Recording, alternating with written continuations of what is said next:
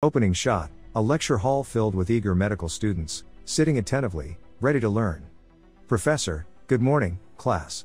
Today, we will be diving into the fascinating world of gastroenterology, specifically focusing on the topic of ischemic colitis. Ischemic colitis, also known as colon ischemia, is a condition that occurs when there is a decrease in blood flow to the colon, leading to tissue damage.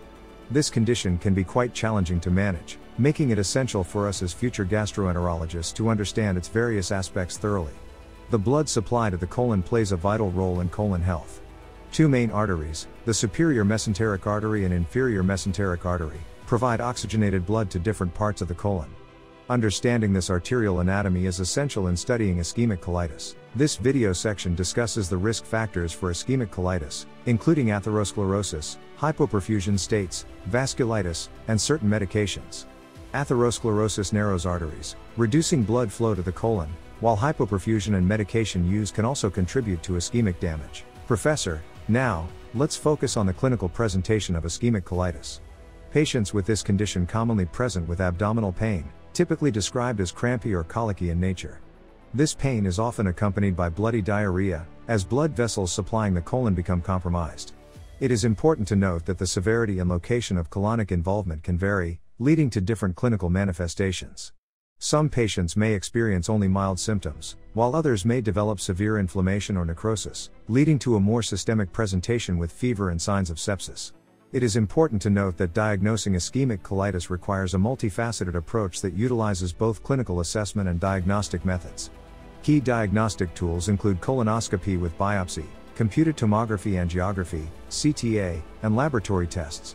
These methods allow for direct visualization of the colon mucosa, assessment of blood flow within mesenteric vessels, and evaluation of inflammatory markers. Professor, to ensure appropriate management, understanding the classification and severity assessment of ischemic colitis is crucial.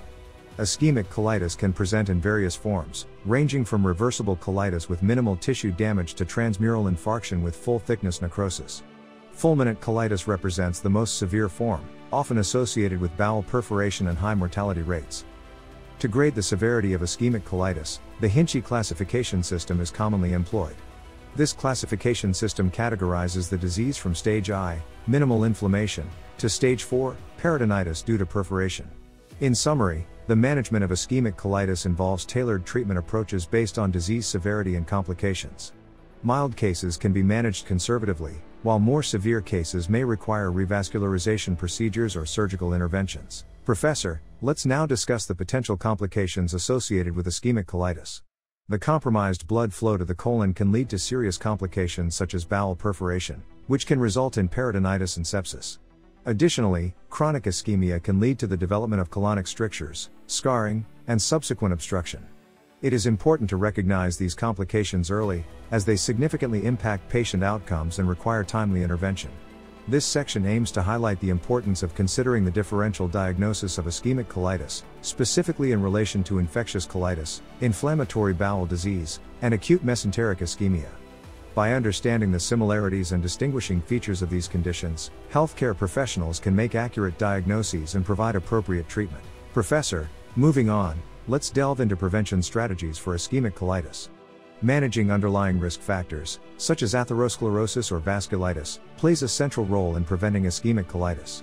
Lifestyle modifications, including a healthy diet, regular exercise, and smoking cessation, can contribute to atherosclerosis prevention. Optimizing blood circulation is also essential, particularly in patients susceptible to hypoperfusion states. Ensuring appropriate medication use, such as avoiding vasoconstrictors in at-risk individuals, helps minimize the chances of ischemic colitis development. In the section on prognosis and outcomes, we analyze the long-term outlook for patients with ischemic colitis.